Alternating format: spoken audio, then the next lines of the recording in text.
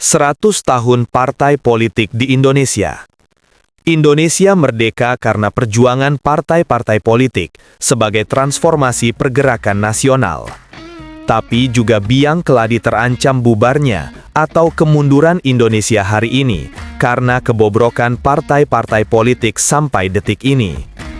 Meski telah berlangsung 100 tahun jatuh bangun manusia Indonesia menggiatkan partai-partai politik, namun masih tetap sama keadaannya sampai 2025 dari sejak Tan Malaka menulis Narda Republik Indonesia tahun 1925. Tan Malaka berkomentar tentang partai-partai politik masa itu. Belum ada sesuatu partai politik di Indonesia yang begitu jauh telah mengumumkan programnya, yang menyusun tuntutan-tuntutan ekonomi dan politiknya, mengupas keadaan ekonomi dan sosial masyarakat Indonesia, hingga sampai pada programnya yang didasarkan atas susunan sosial ekonomi. Saya membuka laman resmi Partai Golkar, partai paling tua yang masih hidup, partai warisan Orde Baru, juga partai tua lainnya, PDIP, PPP, PKB dan PAN, termasuk Partai Gerindra. Visi dan misinya hanya menyampaikan hal-hal normatif, seperti kalimat yang saya temukan dulu di buku PMP, selanjutnya PPKN, pelajaran sekolah.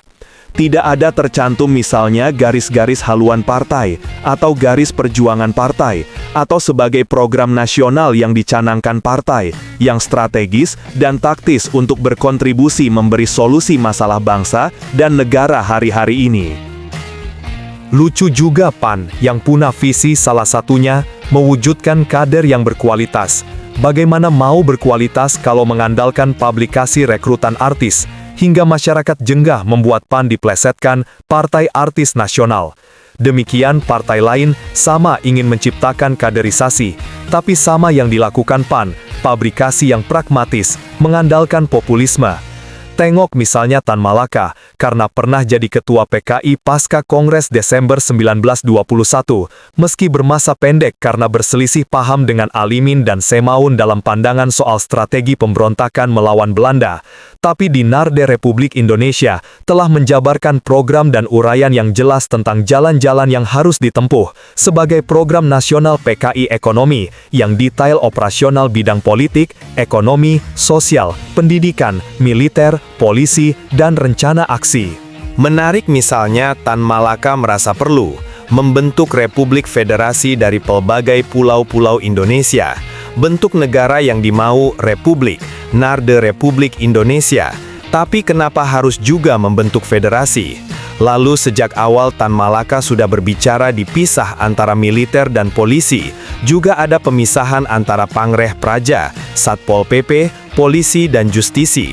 Sejak awal perlu memperbanyak sekolah kejuruan, pertanian dan perdagangan. Lalu untuk partai-partai sekarang misalnya bagaimana jalan strategis dan taktis soal memberantas korupsi secara rasional, selain pendekatan secara hukum. Bagaimana kebijakan fiskal dan moneter yang menyelamatkan? Kalau itu partai berbasis Islam, lalu bagaimana detail operasional pelaksanaan sebuah sabda? Janganlah harta hanya berputar di golongan kaya saja, karena itulah yang menjadi biang keladi kemiskinan. Jika program-program dari setiap partai dibuka di muka umum tentang masalah inti dan solusi mendasar, lalu diperbincangkan secara masif dalam dialog interaktif, acara debat, atau diseminarkan, dibuatkan menjadi acara-acara TV nasional, guna melihat urgensi, kelebihan dan kekurangannya, niscaya itu tidak hanya akan mencerdaskan, tapi lebih penting, akan terciptanya kader-kader mumpuni yang bisa mengeksekusi jikalau nanti duduk menjadi anggota DPR per DPRD.